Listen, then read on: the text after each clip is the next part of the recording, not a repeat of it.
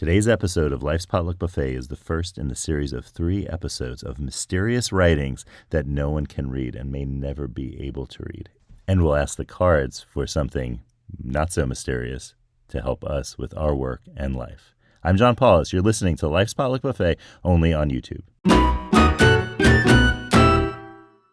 If you've been enjoying Life's Potluck Buffet, please subscribe. And if you have a Brave browser, you can now contribute basic attention tokens to Life's Potluck Buffet with John Paulus on YouTube.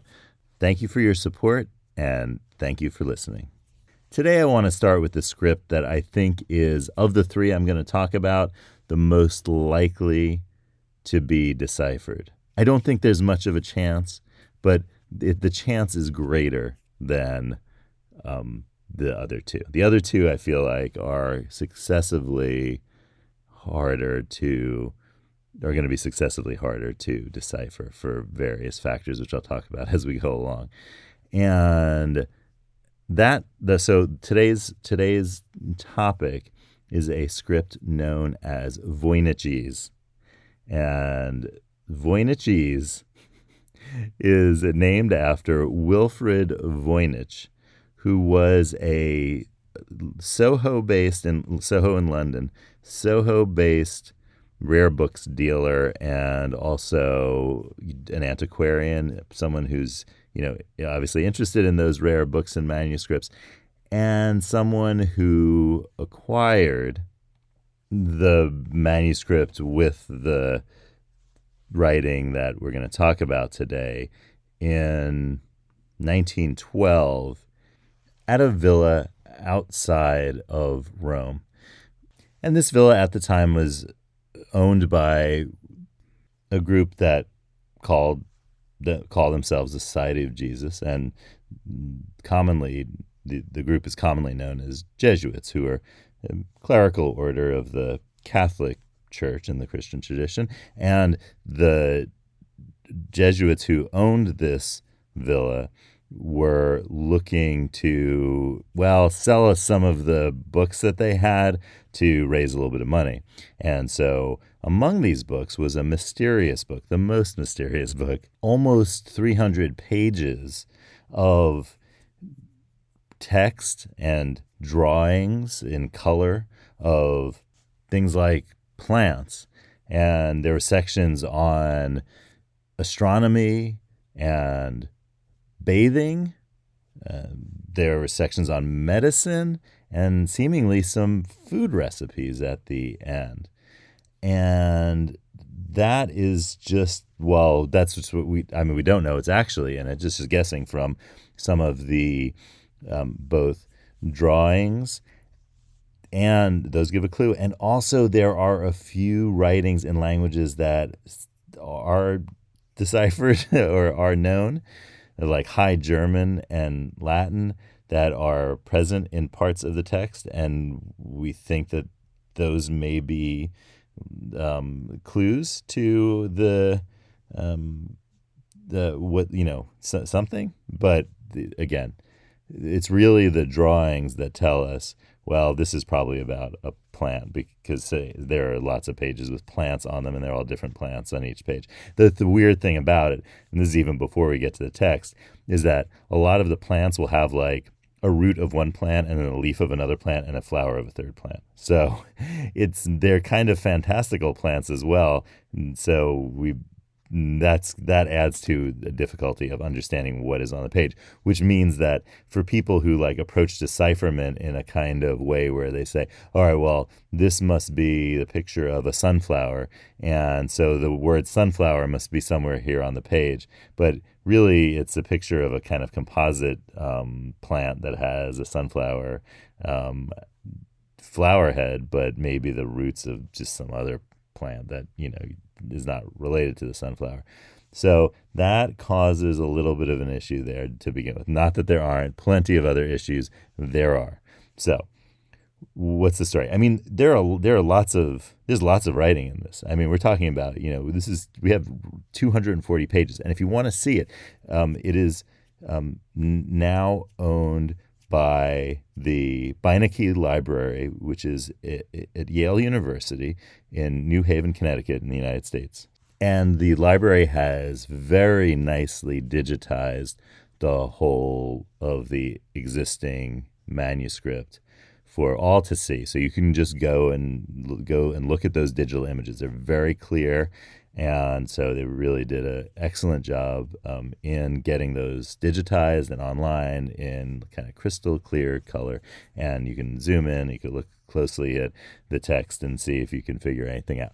So this is called the Voynich manuscript, and that's what the language and the script is called Voynichese, only because of that person, Wilfrid Voynich, who kind of, so to speak, brought this manuscript to light because it was among those books that he had bought from the Jesuits outside of Rome at that villa and brought back with him to Soho in London, and really was the person who said, hey, we've got this thing. What is this? And now it's interesting because we have records of letters of people who are really well known to have worked on decipherment of other languages and also who were kind of famous for studying all sorts of historical things before Voynich even got his hands on this manuscript. So we know that for the centuries between 1400 and 1912,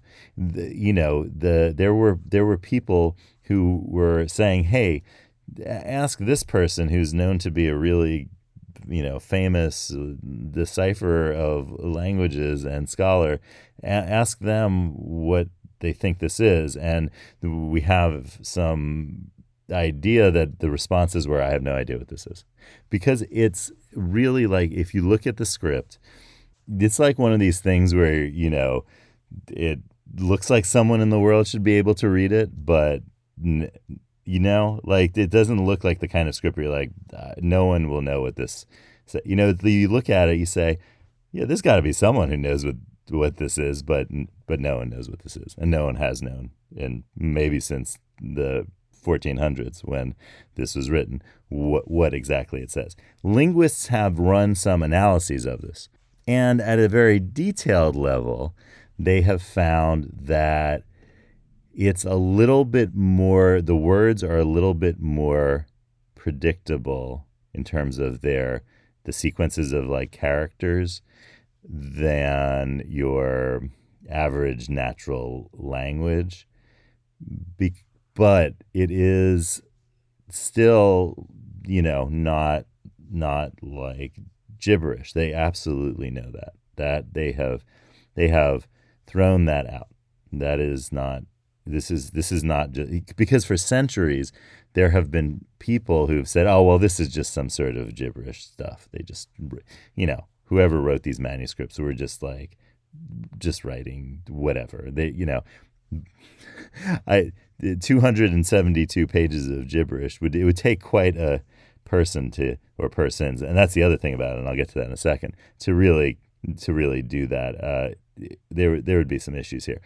And that's maybe reasonable. You might say, okay, well, it was just some person who was insane and just just did this. That's a possible explanation. So it's not totally out of the realm of possibility. But it seems like, based on linguistic analysis of this text, that it is not gibberish. It is actually either a natural language that is coded or encoded, or it is an artificial language, so like a made-up language, but still, nonetheless, a language, whether constructed or a natural.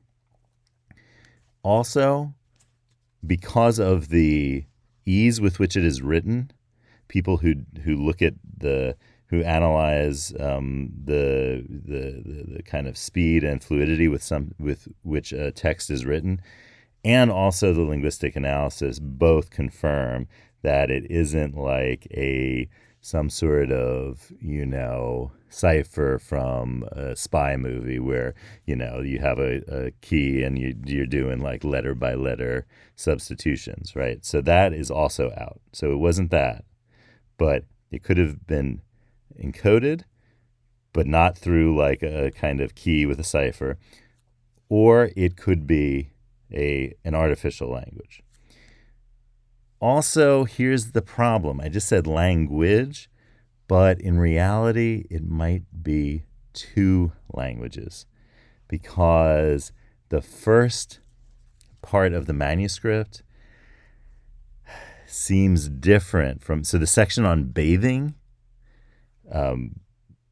that section it has is the language looks to be slightly different from the language of the first section on, say, herbs and plants and so forth. So that also causes a little bit of problem, which means that there were probably also multiple scribes here, which then really rules out that would kind of, just some crazy person wrote this and they didn't, that kind of gets ruled out when you maybe have three different handwritings here, or scribal handwritings. And so that really makes this even more mysterious, because this wasn't probably just the effort of one person. It was probably the effort of at least three people. Okay. So that is something. So the three people who knew this stuff pretty similarly, but like there's a style of the language that's interesting, because they're two different ways of writing it, slightly different. So there's actually a style going on. And you could tell the two different styles of the two different say what they call Voynich A and Voynich B. Those are variations. There are variations there between those two. Well, maybe versions of the language. So that adds to the complexity of it. And finally, they've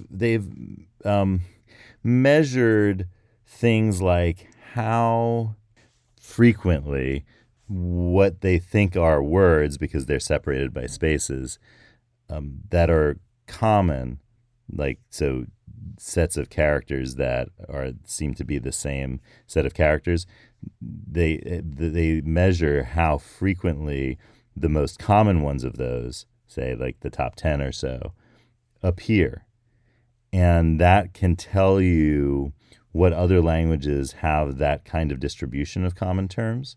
And you can kind of start to narrow it down. But unfortunately, two different kind of tests of this yielded slightly different results. The only overlap seemed to be that maybe a Germanic or an Iranian language, or maybe a Romance language, or maybe a Semitic language. So that really doesn't help us a heck of a lot. So that's the problem with the kind of high-level linguistic analysis, is we can only have like generalizations about maybe what language families this language might belong to. And that finally leads us to where this manuscript was from. And based on the analysis of some shapes of buildings and of the fortresses in the manuscript and some other features, the guess is somewhere in the Alps of Europe. So that also is not going to help. But maybe that would narrow down some of the languages. But if this is an encoded natural language, that could help. But if it's a artificial language, then it doesn't really make a difference. So because you'd also have to guess what languages the creator of the artificial language knew, because when you construct a language, you can tell who's constructing it, because they know only so many, they have a feel for only so many languages, and that comes out. And when you construct the language, it's, that's just the way things work.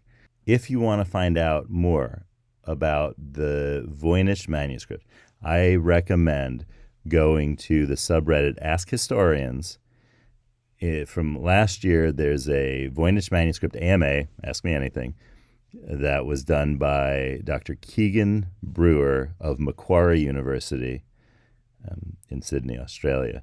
Macquarie, I tried to get that right. It's spelled in a way that I would not pronounce that way, but I looked it up just so that I got it right. Getting names right is important. So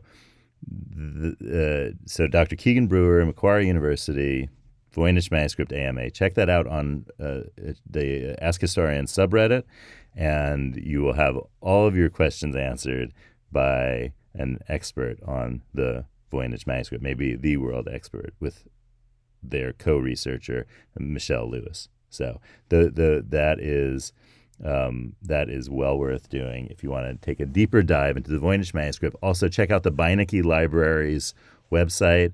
That's Yale University's Rare Books and Manuscripts Library, and Beinecke is spelled Beinecke. And you can check out the whole manuscript that we have, and in really sharp color images that Yale University has put on the internet. So let's ask the cards for some advice on deciphering our work and lives. So yellow lemons, blue dumplings, magenta noodles, cards, tell us some things.